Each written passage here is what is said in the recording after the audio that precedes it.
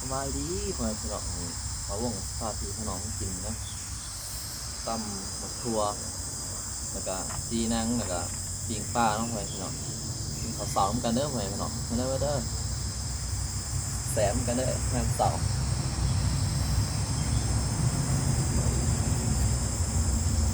อาหารบ้านเฮาเนาะพ่อแม่พี่น้อง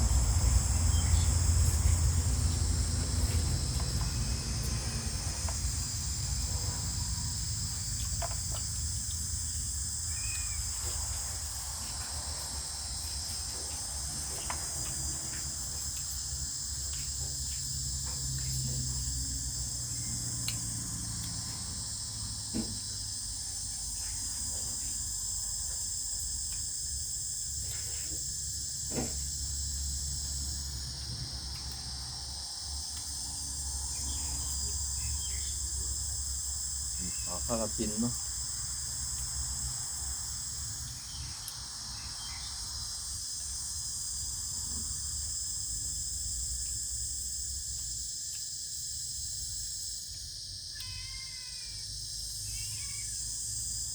ฟังเสียงจักรจั่นไปนำเนาะปลากระไหม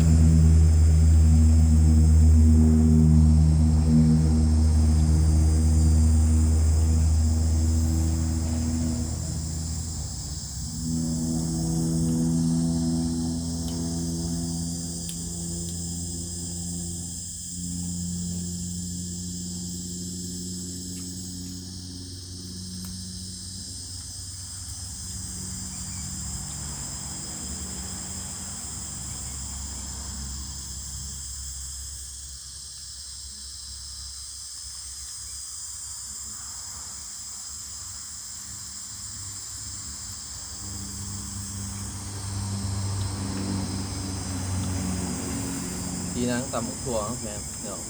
เขากันมันย่างเด้อแสบไปปิงปลา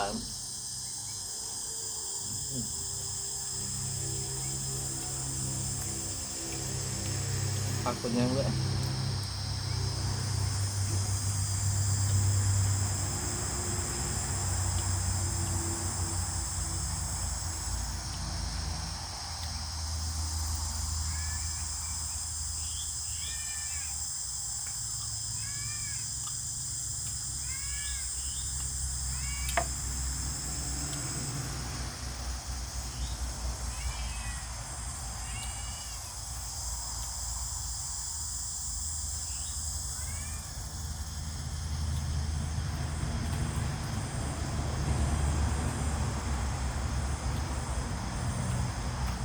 อมแดง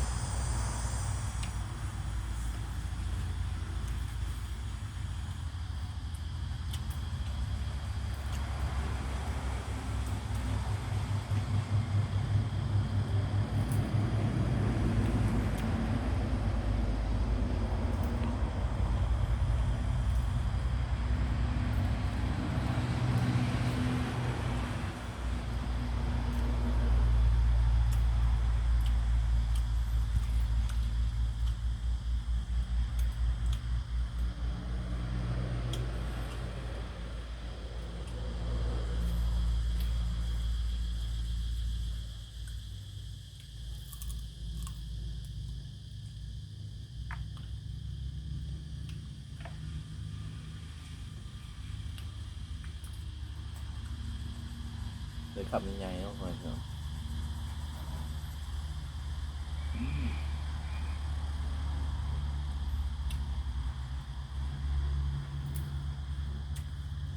ตัวกับกรอบๆด้วยเป็นเปรี้ยวเก่าพ่อพี่น้อง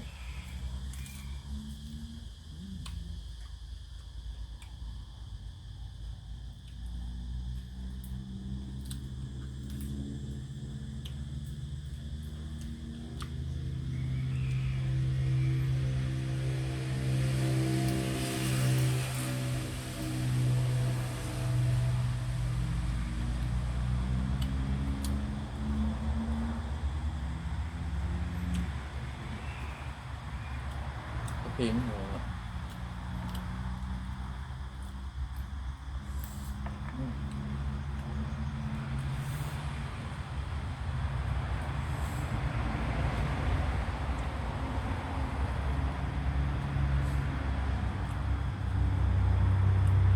มันนี้เพลง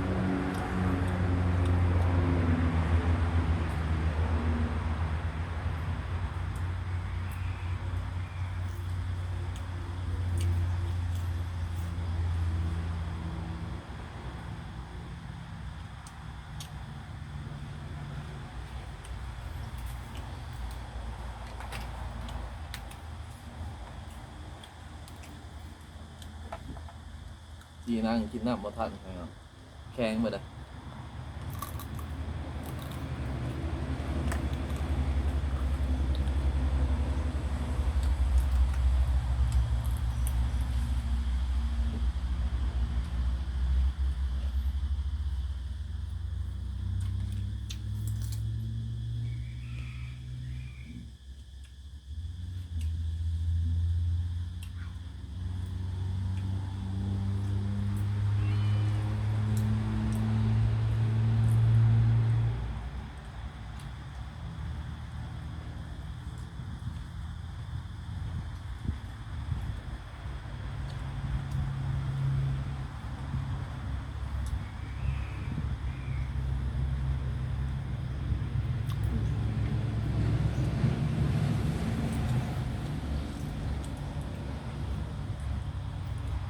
มันบัดมา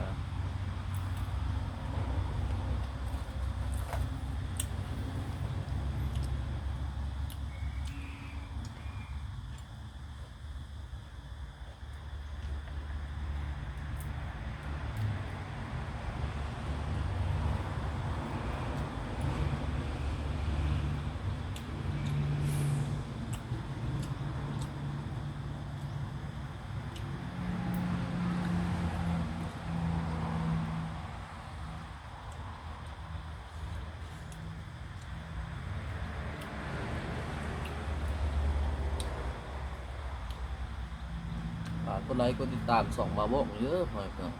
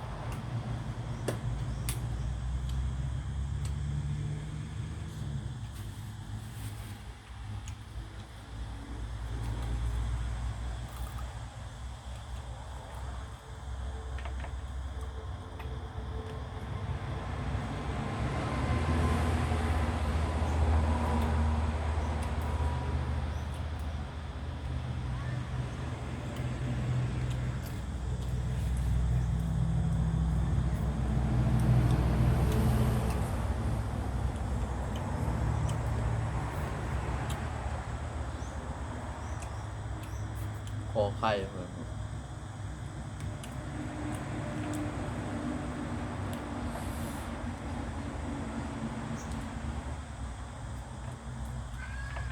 คลิปนี้เบาว่ากันจบคลิปไปเพียงเลยนะไปครับฝากกดไลค์กดติดตามเด้อไปครับสบายดี